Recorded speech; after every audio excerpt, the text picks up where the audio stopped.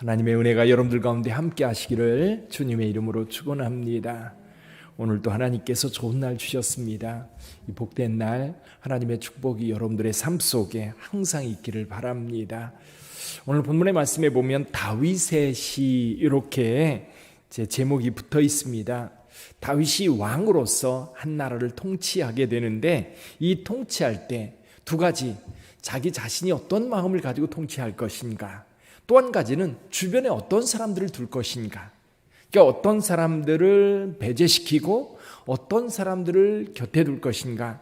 또 마음에도 내가 어떤 마음을 품을 것인가, 어떤 마음을 버릴 것인가. 그래서 저와 여러분들도 하나님을 믿는 하나님의 백성으로서 이런 태도가 우리에게 필요하리라고 봅니다. 그래서 거룩하고 성결한 성도, 그리고 하나님의 거룩한 성도로 살아간다고 하는 것이 바로 이런 모습이 아닐까. 물론 다윗은 왕으로서 한 나라를 통치하는 통치자입니다. 그러면서 또 한 가지는 뭐냐면 내면 깊숙한 곳에 하나님을 믿는 하나님의 백성이에요.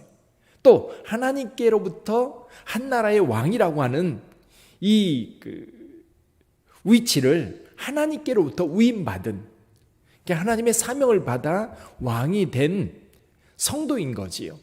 그렇다면 저와 여러분들도 가장 밑바탕에는 우리는 그리스도인이라고 하는 하나님의 백성이라고 하는 이것이 깔려 있고요. 그리고 이런 그리스도인들이 세상 속에 나가서 우리가 맡은 일들을 감당하며 살아갑니다. 내가 어떤 일을 할 때, 특히 하나님의 백성들은 그 일이 하나님의 일인 것을 믿고 살아야 합니다. 그러니까 우리가 어떤 일을 행할 때 그것이 우리 주변 사람들에게 유익한가, 하나님께 영광을 돌릴 만한 일인가, 우리는 늘 점검해 봐야 합니다. 그러면서 오늘 본문의 말씀에 나오는 태도들을 몇 가지 살펴볼 필요가 있지요. 우선은 내 마음에서 내가 가까이 하지 말아야 할 마음들이 있어요. 어떤 마음이 있느냐면, 우리 3절을 한번 읽어볼까요? 3절 같이 읽어봅니다. 나는 비천한 것을 내 눈앞에 두지 아니할 것이요 배교자들의 행위를 내가 미워하오리니 나는 그 어느 것도 붙들지 아니하리이다. 4절 사악한 마음을 내게서 떠날 것이니 악한 일을 내가 알지 아니하리로다. 아멘. 여기 세 가지 이야기하고 있습니다. 하나는 비천한 것을 내 눈앞에 두지 않겠다라고 말합니다. 여기 비천하다. 비천하다라고 하는 것은 부가치하고 가치가 없고 쓸데없는 것들, 그리고 이 쓸데없는 말이나 또는 행동, 이런 것들을 말합니다. 그러니까 우리 그리스도인들은요, 세상을 살아가면서 이 비천한 말들, 하찮은 말들, 이런 말들, 또는 더러운 말들, 신약성서에는 더러운 말이라고 그랬어요. 욕설, 이런 것들, 험담하는 말, 이런 비천한 말들, 비천한 것들을 다 떠나게 만들고 내 안에는 거룩함만 남겨두겠다는 겁니다. 또 한 가지는 여기 배교자들의 행위를 내가 미워한다. 이게 하나님 앞에요, 올곧은 길로 가려야 되는데 이 사익을 위해서 여러분 정의를 배신하는 것이 바로 여기 배교자들입니다. 자기의 개인적인 유익을 위해서 공동체를 배신하고요, 팔아넘기는 것, 유다와 같은 사람이죠. 또 한 가지는 뭐냐면 사악한 마음, 악을 품지 않겠다, 그런 거예요. 사악한 마음. 그러니까 누군가 이런 거 있죠. 누군가가 어떤 어려움을 당하면 속으로 웃는 사람들이 있습니다. 또 누군가가 고통을 당하면 쾌감을 느끼는 그런 사람들이, 이게 사악한 마음이에요. 또 다른 사람들의 어떤 상황들을, 그 사람이 고통스럽고 아파하는 것을 즐겨하는 것, 이런 것들이 악한 마음이고 사악한 마음이죠. 그리스도인들은요, 그리스도의 마음을 품은 자이기 때문에 오히려 원수까지도 사랑하는 그런 마음이 필요한 거지. 그래서 오늘 시편에서는 그러면 나는 어떤 마음을 품어야 되는가? 2절에서 말씀하고 있어요. 2절 같이 읽어봅니다.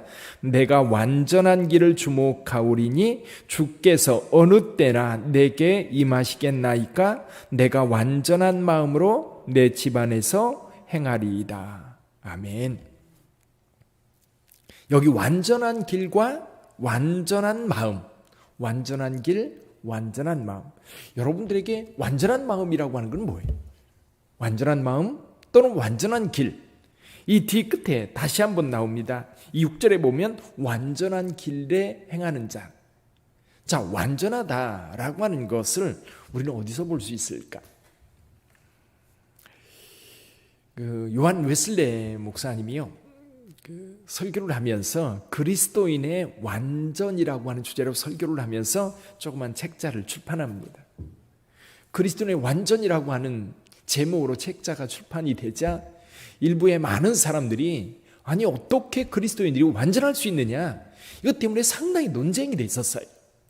우리 인간은 본성적으로 부패했고 타락했고 죄인인데 어떻게 그 인간이 완전해질 수 있느냐.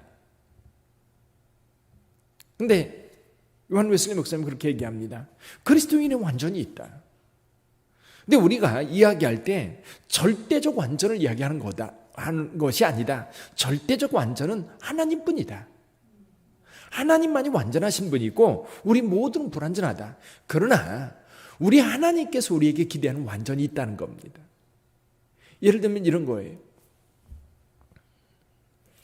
어린아이가 이제 걸어 다녀요. 걸음마를 띱니다. 돌쯤 지나서 조금 지나니까 아이가 걸어 다녀요. 그럼 아이가 걷는 모습을 보면서 할머니 할아버지가 막 박수치면서 좋아하면서 뭐라고 그래요? 아이고 우리 손자 다 컸네. 정말 다 컸나요? 정말 다 큰 건가요? 다 큰 거 아니죠. 그 또래 아이들 그 수준에서 그가 할 수 있는 일을 하면 완전한 겁니다. 초등학생이 할 수 있는 일을 하면 이제 다 컸구나. 그러면 초등학생으로서의 기대에 하는 행동이 있는 거예요. 또 대학생으로서 기대하는 행동이 있는 거예요. 또 결혼하고 나서 아빠로서 엄마로서 부모로서 그런 자격이 주어지고 또 거기에 걸맞는 행동을 할 때 우리는 완전하다. 그렇게 얘기를 합니다. 그다음 오늘 여기에서 완전은 그런 우리에게 기대하고 있는 어떤 것이 있는데요. 여러분 하나님께서요 저와 여러분들에게 하나님의 말씀을 주시면서 그 말씀대로 살라고 말씀해 주셨어요. 우리가 따라갈 수 없는 말씀을 하나님께서 주셨을까요? 아닙니다. 우리가 충분히 따라갈 수 있는, 그렇게 살 수 있는 그런 말씀을 우리에게 주셨어요. 그렇게 말씀을 따라 살아가는 사람이 완전한 사람입니다. 말씀을 따라 순종하며 살아가는 자가 완전한 마음을 품고 사는 자인 것. 한동안 마태복음 5장, 6장, 7장 산상수훈의 말씀에 대해서 많은 서구학자들은 이거는 하나님 나라에서나 이루어질 일이다. 우리 인간 세계에서는 이루어질 일이 아니다. 미국에 유학을 가서 공부하던 한 목사님, 우리나라 목사님이 이 문제에 대해서 이거는 기독교 윤리적인 측면에서 볼 때에 우리가 살아가는 삶의 현장에서 이루어지는 일이 아니라 예수 그리스도의 직접적 통치가 이루어지는 마지막 때 하나님의 나라의 모습이다라고 이야기를 했다고 그래요. 우리나라 한 학생이 손을 들고 그건 아닙니다. 이건 분명히 우리 가운데 이루어질 수 있는 일입니다. 이거 어떻게 그렇게 가능하냐? 얘기해봐라. 그러니까 손양원 목사님 이야기를 했다고 그래요. 손양원 목사님 이야기를 하면서 그가 애양원에서 그 나병 환자들의 고름을 입으로 빨아주면서 또 자기 아들을 죽인 그 공산당원들을 오히려 용서하고 자기 아들 삼은 일, 그 이야기를 하면서 거기 있는 사람들이 갑자기 조용해진 거예요. 그렇게 살 수 있는 거예요. 저와 여러분들도 완전하지는 않지만 여러분 하나님의 마음, 예수 그리스도의 마음을 품고 그 길을 살아가려고 하면 우리 하나님께서 성령으로 도와주시는 줄 믿습니다. 하나님 보시기에 완벽하진 않아요. 부족하지만 저와 여러분들이 예수님의 마음으로 또 예수님께서 가르쳐 주신 그 말씀대로 살려고 할 때에 성령님께서 도와주실 뿐만 아니라 그 길이 바로 완전한 길이요 완전한 행위가 되는 줄 믿습니다. 우리가요 주의 일을 할 때에도 우리 마음가짐이 중요하고 또 한 가지는 뭐냐면 주변에 어떤 사람들을 둘 거냐라는 것. 다윗은 이렇게 말합니다. 5절 한번 읽어볼까요? 5절 같이 읽어봅니다.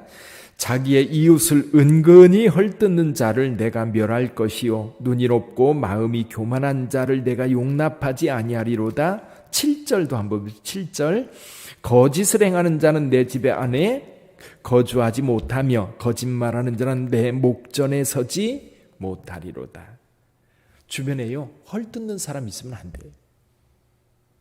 여러분들이 친구들이나 또 구역 식구들이나 또 동네에서 모여가지고 이야기를 나눌 때 누군가를 은근히 헐뜯는 그런 사람들이 있으면요 그 사람하고요 거리를 두세요. 그 사람은요 반드시 여러분들을 헐뜯을 거예요. 그런 얘기 있지 않습니까? 내 친구들이 여자애들 내 친구들이 모여가지고 서로 이야기를 나누다가 한 애가 화장실에 갔어요. 그러니까 나머지 3명이 화장실 간 친구를 어떻게 해요? 막 험담을 합니다. 그리고 왔어요. 시침이 뚝 떼고 있는 거 다른 애가 갑니다. 그럼 나머지 3명이 또 막 그 사람 험담해요. 나중에 만났을 때는요 화장실에 가고 싶어도 못 간대요. 왜? 나 가면 어떻게 해요? 나 헐뜯을 거니까. 여러분 우리 주변에요 헐뜯는 사람들, 험담하는 사람들 가까이 두면 안 됩니다. 뿐만 아니라 여기서 이렇게 말씀합니다. 교만한 자들, 교만한 자들하고 같이 있으면 늘 마음이 상해요. 그렇죠? 마음이 상합니다. 뿐만 아니라 거짓을 행하는 자, 내가 어떻게 속는지 몰라. 그래서 우리 주변에 여러분 헐뜯는 사람들, 또 교만한 사람들, 거짓말을 하는 사람, 거짓 행동하는 사람들, 그런 사람들이 있으면 멀리 하세요. 그 대신 어떤 사람을 여러분 곁에 둬요? 6절에서 이렇게 말씀합니다. 6절 같이 읽어봅니다. 내 눈이 이 땅에 충성된 자를 살펴 나와 함께 살게 하리니 완전한 길에 행하는 자가 나를 따르리로다. 아멘. 여기 충성된 자 그리고 완전한 길, 충성된 자. 이 충성된 자는 여러 가지로 우리가 정해 볼 수 있는데 그 중에 한 가지는 제가 볼 때는 책임감이라고 봅니다. 책임감. 또 한 가지는 성실성이에요. 성실성. 제가 책임감을 가지고 내가 맡은 일들을 성실히 수행하는 사람. 뿐만 아니라 자기가 맡은 일에 대해서는 책임감을 가지고 그 일을 이루려고 하는 사람. 또 사람과의 관계에 있어서도 마찬가지예요. 사람들과의 관계에 있어서 그 사람에게 내가 가지고 있는 이미지나 내가 그 사람과의 관계 속에서 내가 감당해야 될 어떤 부분이 있는데 그걸 속임이나 또는 내 욕심을 위해서 이용하는 것이 아니라 진실한 인간관계를 생각하면서 대우하는 경우, 그런 사람이 곁에 있는 사람들은요 행복합니다. 다윗에게는 그런 사람들이 참 곁에 많았어요. 근데요 이 다윗이 완전한 마음, 완전한 길을 가려고 애썼기 때문에 실은 우리 주변에 충성된 자, 완전한 길에 행하는 자가 모여드는 거예요. 이 결론이 그런 겁니다. 내가 온전한 모습으로 하나님 앞에 정직한 모습으로 하나님의 말씀을 따라 살려고 애쓸 때요 그런 사람들이 주변에 모이는 거예요. 나는 거짓되고 나는 오히려 남을 험담하고 교만한 마음을 품고 있는데 주변 사람들은 충성된 사람들이 곁에 있을 거라고 생각하면 큰 오산입니다. 내가 그런 사람이 될 때 오히려 주변에 정직한 사람들, 충성된 사람들, 온전한 사람들이 모이게 되는 거예요. 그 은혜가 여러분들 가운데 있기를 바랍니다. 오늘 하루를 살아갈 때도요 여러분 주변 사람들과 우리는 어울려 살아갑니다. 그러면 우리 옛말에 그런 말이 있지요. 주변에요 끼리끼리 모이는 거예요. 끼리끼리 모이는 거예요. 가끔 가다가 어떤 모임에 갔는데 잘 몰랐는데 한참 지나다 보니까 뭔가 나하고 안 맞는 부분이 있고 나도 그 사람들의 행동에 휩쓸려 있다라고 하는 것이 느껴질 때가 있어요. 그럴 땐 나오는 거예요. 거기서 벗어나는 거예요. 계속 어울리면요 똑같은 사람 되는 겁니다. 그래서 저와 여러분들은 하나님의 백성으로서 하나님의 마음을 품고 하나님께서 말씀하신 그 말씀을 따라가는 자로 먼저 서십시오. 그러면 주변에 그리스도인들이 모여서 함께 거룩한 공동체를 이루게 될 줄 믿습니다. 그게 복이에요. 그게 은혜예요. 기도하겠습니다.